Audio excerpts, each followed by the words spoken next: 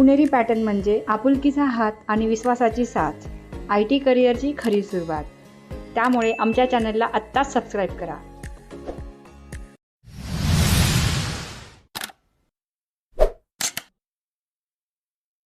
माझे नाव राजवर्धन पाटील आहे आणि मी प्रॉपर कोल्हापूरचा स्टुडंट आहे. मी पुणेरी पॅटर्नमध्ये डेटा ॲनालिसिसचा कोर्स जॉईन केला होता आणि आज मी सक्सेसफुली प्लेस झालो आहे. Thank you Puneri pattern and team. नमस्कार विद्यार्थी मित्रांनो, माझं नाव आहे सारिका भुतारे.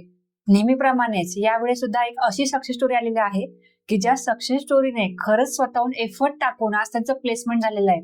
आपले स्टुडंट आहेत राजवर्धन पाटील, मूळचे कोल्हापूरचे आहेत आणि पुणेरी पॅटर्न मध्ये डेटा अनालिटिक्स क्लास त्यांनी केला होता.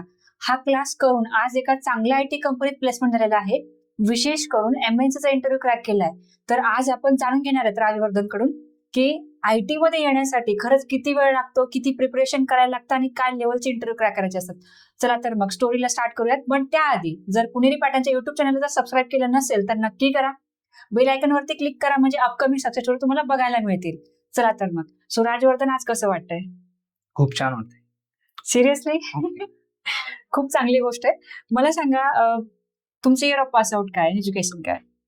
2018. 2018. Second year only. फक्त सेकंड इयर, त्यानंतरचं एज्युकेशन नाही घेतलं का बरं? काय नाही घेतलं? शेअर मार्केटमुळे गॅप झाला. अच्छा, मग त्या इन बिटवीन शेअर मार्केट करत असताना दुसरा काही जॉब वगैरे केला होता? नाही, फक्त शेअर मार्केट. प्रेशर. का सोडलं शेअर मार्केट?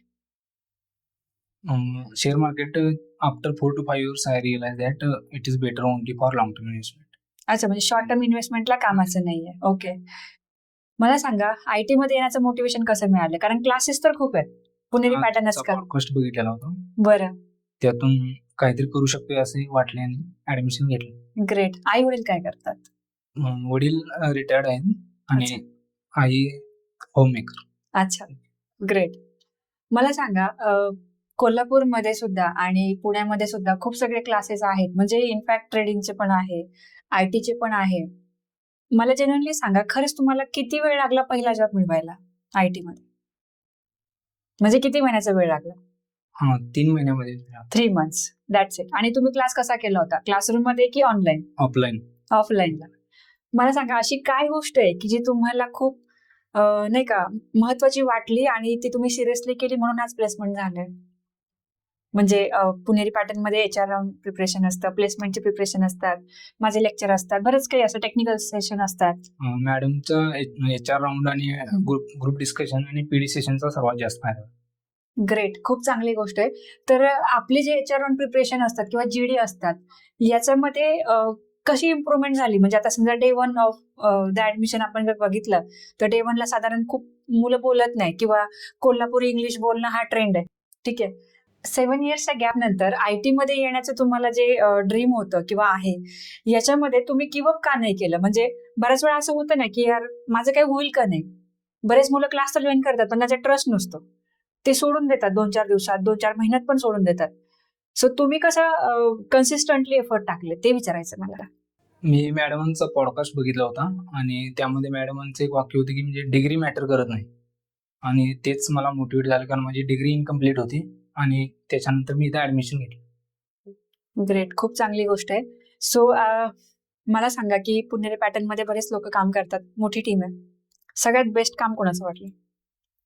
तुमचं. का बरं? असं काय डिफरन्स आहे? तुमच्यापासून जास्तीत जास्त मोटिवेशन मिळतं. ग्रेट, खूप चांगली गोष्ट आहे. तर मला अजून एक विचारायचे राजवर्धन की टेक्निकल प्रिपरेशन्स मध्ये after a gap of 7 years काय चॅलेंज फेस झालं?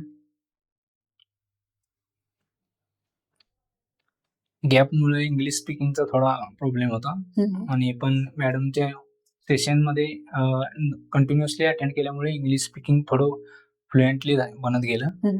आपल्याकडे सपोर्टची टीम सुद्धा आहे, प्रथमेश सर आहेत, अश्विनी मॅडम आहेत. आपल्या सपोर्ट टीमची तुम्हाला कशी हेल्प झाली? प्रथमेश सरांचा तर काय मी कॉन्टॅक्टमध्ये असायचो. प्रत्येक वेळी अडचण आली तर मी सरांना विचारायचो. ओके. आणि जे ट्रॅक्टर ऍप्लिकेशन वापरता रेकॉर्डिंगसाठी वगैरे, त्याची कशी हेल्प झाली? ट्रेक्टोमध्ये रेकॉर्डिंग ऍप्लिकेशन कंटिन्युअसली क्लास झाल्यानंतर पुन्हा दररोज रिव्हिजन करायचो, त्यामुळे त्याचा भरपूर फायदा झाला. बरं, डेली किती तास अभ्यास केला मग?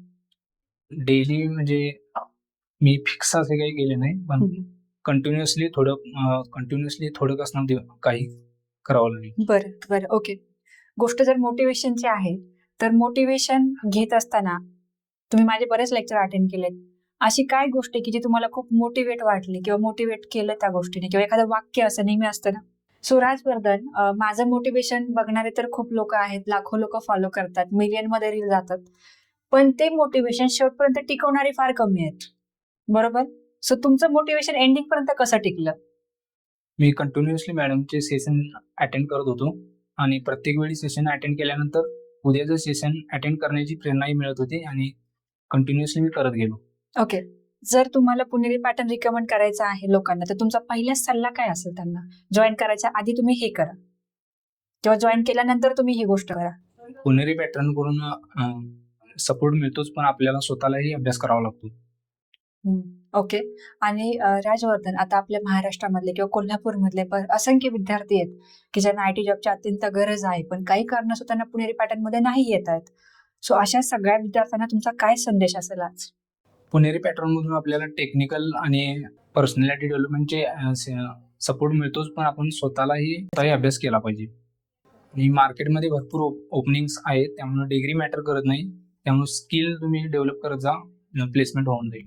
सो राजवर्धन, मला सांगा की एज्युकेशन काउन्सिलरची भूमिका किती महत्वाची आहे? ज्यावेळी मी ऍडमिशनसाठी कॉल केला होता, त्यावेळी मला म्हणजे ग्रॅज्युएशन कम्प्लीट नसल्यामुळे त्यांनी डिजिटल मार्केटिंगसाठी मला ऑफर केली होती, पण मी विदाऊट ग्रॅज्युएशन डेटा अनालिसिस करता येत नाही का असं क्वेश्चन विचारल्यानंतर त्यांनी मला गायडन्स दिला आणि त्याच्यामुळेच मी इथे ऍडमिशन घेऊन आज सक्सेसफुली प्लेसमेंट झाले. गुड, खूप चांगली गोष्ट आहे. सो राजवर्धन, इथून पुढच्या तुमच्या करिअरसाठी आमच्या पूर्ण टीमकडून खूप खूप शुभेच्छा. Okay, thank you madam.